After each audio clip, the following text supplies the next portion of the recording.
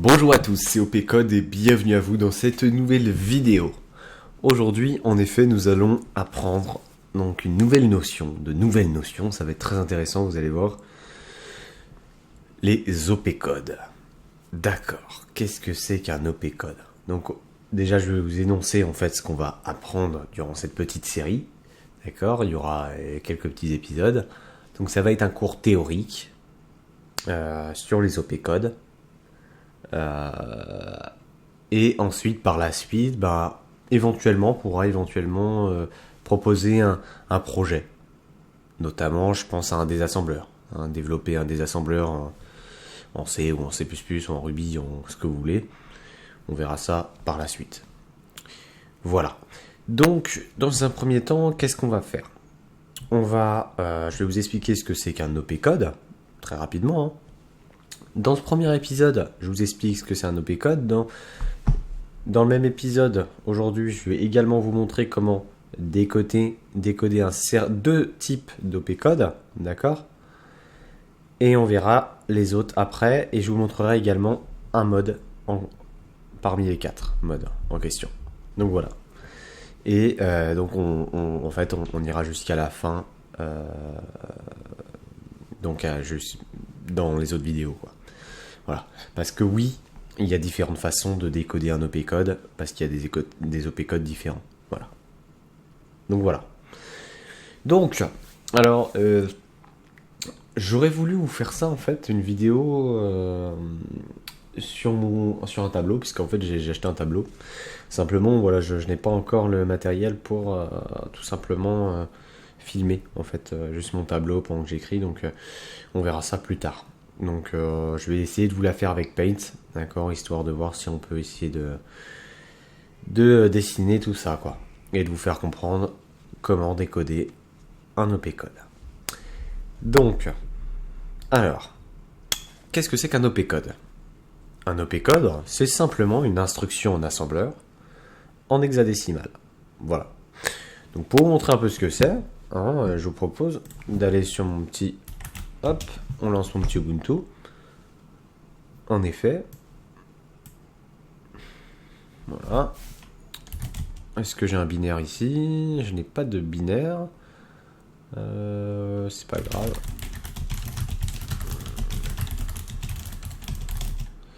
C'est des documents notamment.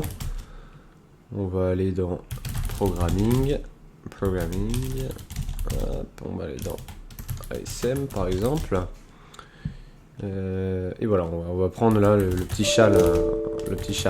Excusez-moi des petits bruits. Nickel. Et donc je vais vous montrer ce que c'est des OP Codes. Donc là vous prenez votre binaire. Et voilà.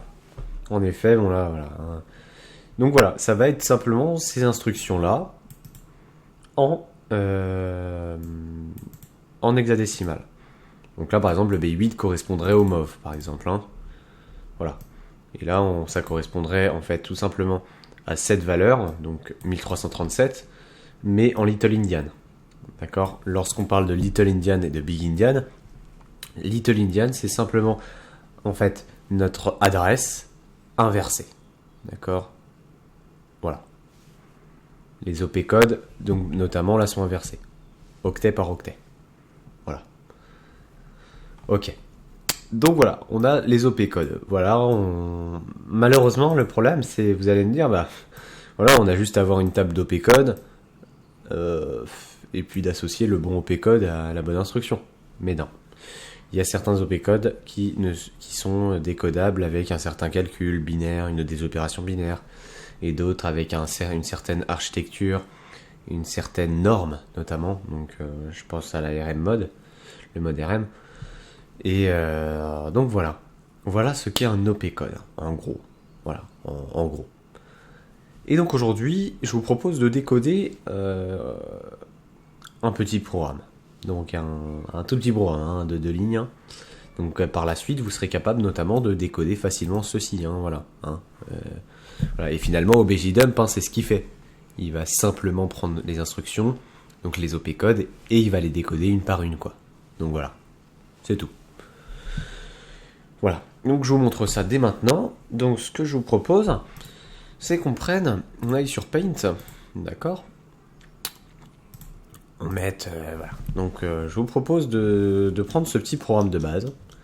Donc je vous propose de, aujourd'hui on va s'attaquer en fait donc à cet OP code là, d'accord, ainsi que 0x89 et 0x5. Ok, donc on va décoder ces deux OP codes là, voilà. En gros, là ce que je vous propose c'est qu'on mette ça en plus grand peut-être. Merde. Putain, moi Paint ça fait 56 hein.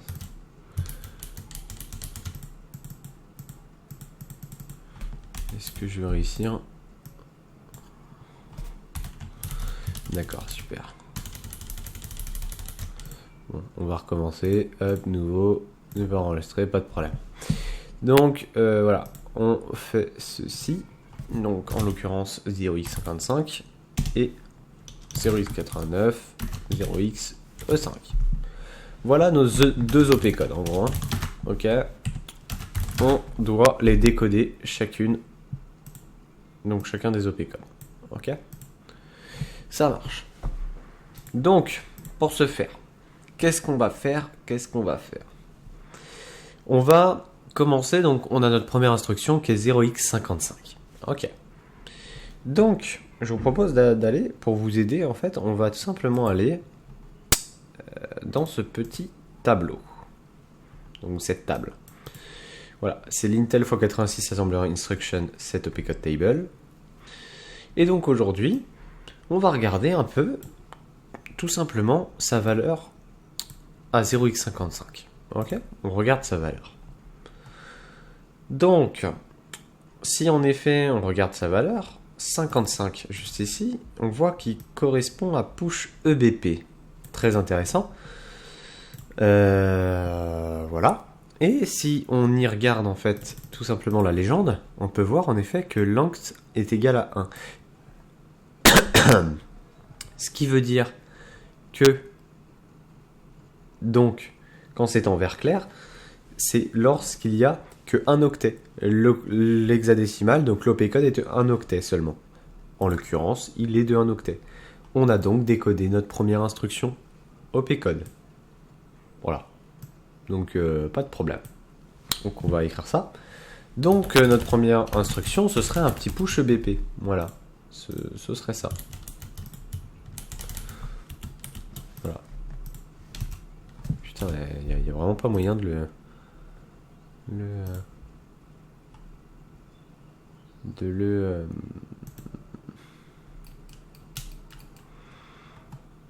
bref, c'est pas grave. Ok. Donc voilà. Vous savez quoi, ce sera même plus simple en fait. Je pense que je vais vous faire les schémas tout simplement. Je vais faire les schémas directement ici en fait. Hein.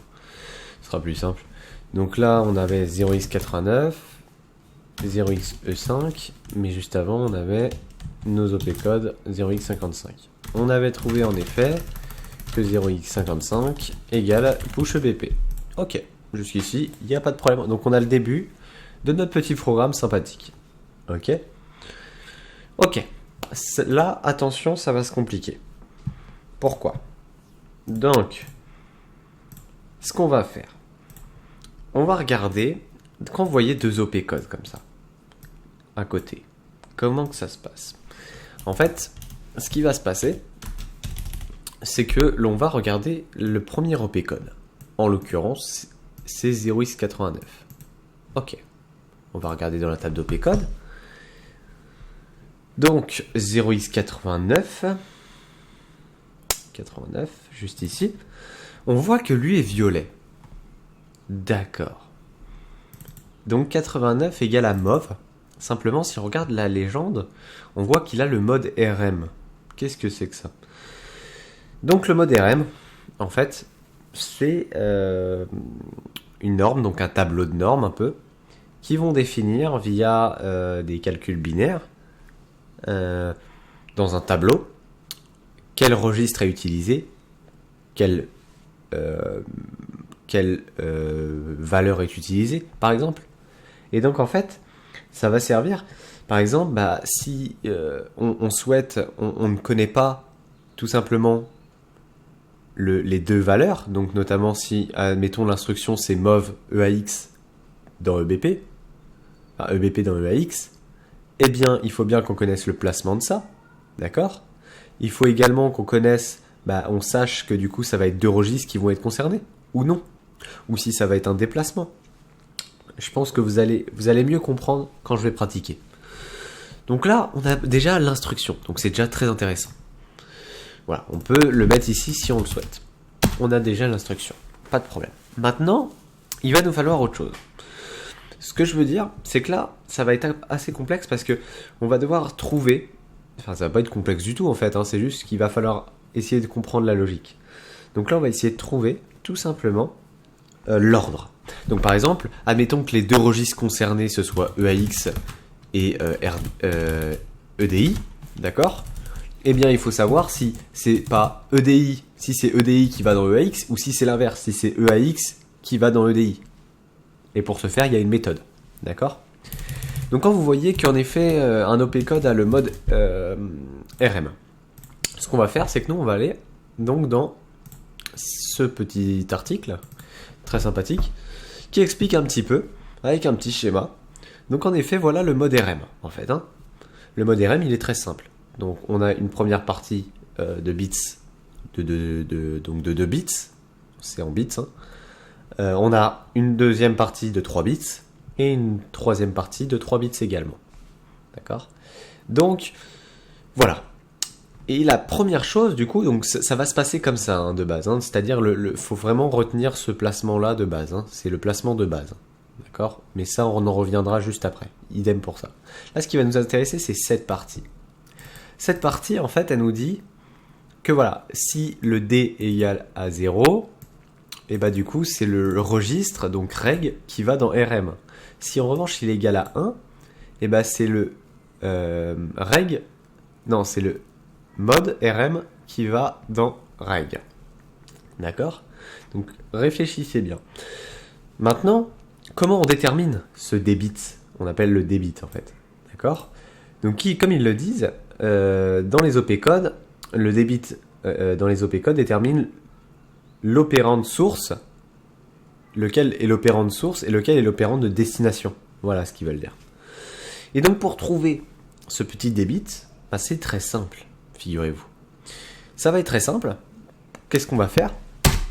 Donc on va convertir notre premier OP-code en binaire. D'accord? Donc il faut savoir qu'en fait le débit, c'est l'avant-dernier bit du premier OP-code. Voilà, c'est juste ça. Donc là, si on sort la calculette, Windows, et que là on va dans Next, et que là on fait un petit 89 en l'occurrence, on trouve 1 0 0 0 1 0 0 1. Ok?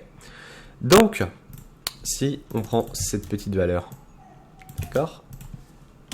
Hop, et qu'on souhaite get le débit, eh bien le débit, finalement, vu que c'est l'avant-dernière valeur, eh bien ce sera le 0 ici. D'accord? Voilà.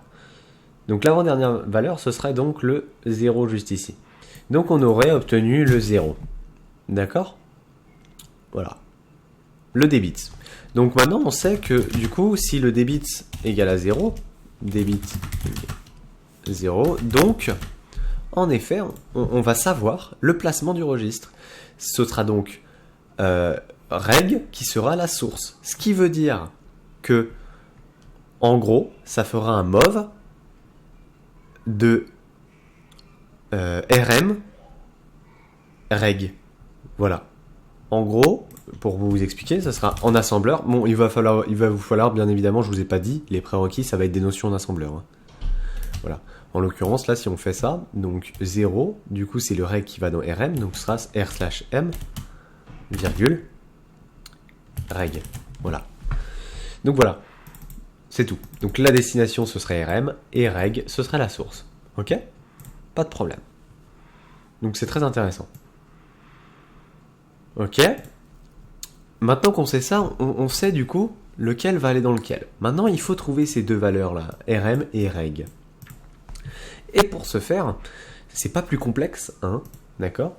La seule chose qu'on va devoir faire, c'est donc convertir notre petit hexa, notre octet, notre deuxième OP-code finalement, en binaire également. D'accord, 0x-E5 en binarise, donc en binaire.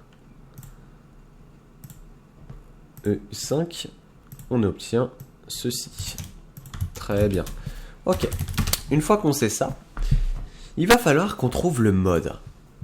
D'accord? Donc le mode, finalement, qu'est-ce que c'est? Eh bien, c'est là que ça nous intéresse. C'est ici, là, en fait. Hein. Donc, on sait que là, il y a plusieurs modes. Donc, il va y avoir celui-là, qui va donc, en fait, s'il n'y a pas de déplacement, donc s'il y a une valeur immédiate, ce sera donc celui-ci. Si en revanche, c'est 0,1, ce sera donc un déplacement de 1 octet. Vous verrez, de toute façon, les trois modes-là, vous les verrez après, dans les prochaines vidéos. Ce sera plus clair pour vous. Aujourd'hui, on va voir ce petit mode-là, sympathique. Là. Donc là, ce sera pour un déplacement du coup de 4 octets. Et ici, c'est Register Addressing Mode. Ça veut dire que on va travailler avec deux registres. D'accord? Donc au lieu que ce soit un petit MOV RAX par exemple de 1337, ce serait plutôt un MOV RAX de par exemple RDI ou RSI ou ce que vous voulez en fait, parce que en fait donc ce sera un registre, ces deux valeurs là, les reg et rm, ce seront tous les deux des registres. Voilà. Donc on serait sur le Register Addressing Mode. Maintenant comment on trouve ce mode justement? Comment on le trouve? C'est très simple. Ce mode-là, il est dans les deux premiers bits de notre OP-code, de notre deuxième OP-code. D'accord? Quand il y a du mode RM. Donc en l'occurrence, on a bien 1-1. D'accord? Donc, mode 1-1. Voilà. D'accord? Parce que les deux premiers bits sont à 1-1. Ok. On sait que donc c'est maintenant que c'est deux registres qui sont concernés. Maintenant, comment on trouve ces registres-là? Eh bien, la première chose à faire, ça va être tout simplement donc de séparer nos bits comme ceci, comme je vous l'ai dit juste avant. Donc on va avoir les deux premiers bits qui va être le mode, comme je vous l'ai dit tout à l'heure, d'accord? Donc en l'occurrence 1, si on reprend notre binaire, c'est bien les deux premiers bits. Ensuite, la deuxième partie, ça va être le reg, d'accord? Donc les trois autres bits, donc ça va être 1, 1, 1, 0, 0, et ensuite 1, 0, 1, parce que le 1, 0, 1 correspond au RM, c'est les trois derniers bits, d'accord? Voilà, et là on aura donc, effectivement, si j'essaie de schématiser ça, ce sera donc ceci le mode, ensuite on aura le reg, voilà, il faut bien garder ce placement là pour le moment, hein. Voilà, et ensuite on aura le R/M, voilà, le RM, ok? Et voilà, et là on a reconstitué ce petit schéma là. Voilà pourquoi, à quoi il sert ce petit schéma. Et maintenant, une fois excusez-moi, j'ai ouvert ma VM. Maintenant qu'on sait ça, eh ben, on va pouvoir déterminer via le tableau de la doc Intel, page 532 d'ailleurs, on va pouvoir déterminer en effet quel est le registre concerné. D'accord? Quel registre est concerné par ceci? Putain, si on y arrive. Voilà. On va y arriver. Ok. Voilà. 532, en effet, on est sur la table d'addressing de 32 bits. Et en effet, si on regarde, donc nous, ce qui va nous intéresser pour le lire, c'est très simple. En haut, vous avez les registres. Et en là, vous avez les modes RM. D'accord? Les RM. Et ici, vous avez les modes. Donc là, en l'occurrence, on est sur un mode 11. Donc 1-1. Ok? On va sur 1-1. D'accord? Jusqu'ici, tout va bien. Maintenant, on sait que le R, donc le RM, enfin le reg, plutôt, on va faire ça dans l'ordre, le reg, donc en haut. Si on va sur le reg, on regarde notre valeur binaire du reg, c'est 100. D'accord? Si donc là, on cherche 100, on est ici. Ce qui veut dire qu'on serait déjà concerné par le registre ESP. Donc on pourrait mettre ici, en l'occurrence, ESP. D'accord? Le reg, ce serait donc ESP. Si maintenant on descend dans un 1, d'accord? Et que là on regarde la valeur du RM, on va regarder ça. Donc on descend.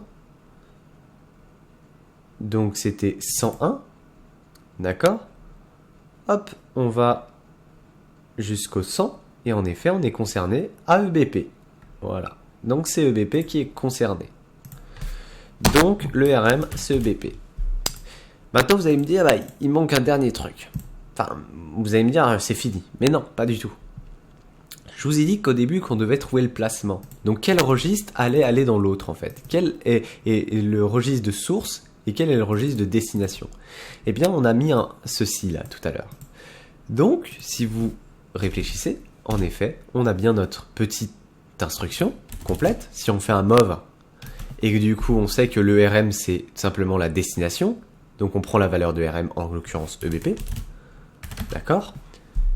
Et on prend reg, qui est donc la source, qui est ESP. Et voilà, nous avons donc décodé notre deuxième instruction. Donc voilà. Voilà, donc en tout cas j'espère que cette vidéo vous aura plu. Et donc voilà, je pense qu'elle est très intéressante. Il y a très peu de tutoriels sur internet. On a dû lire avec Sam, Tundara, etc. Donc les docs Intel, tout ça, pour comprendre, mais c'était très intéressant. Donc voilà.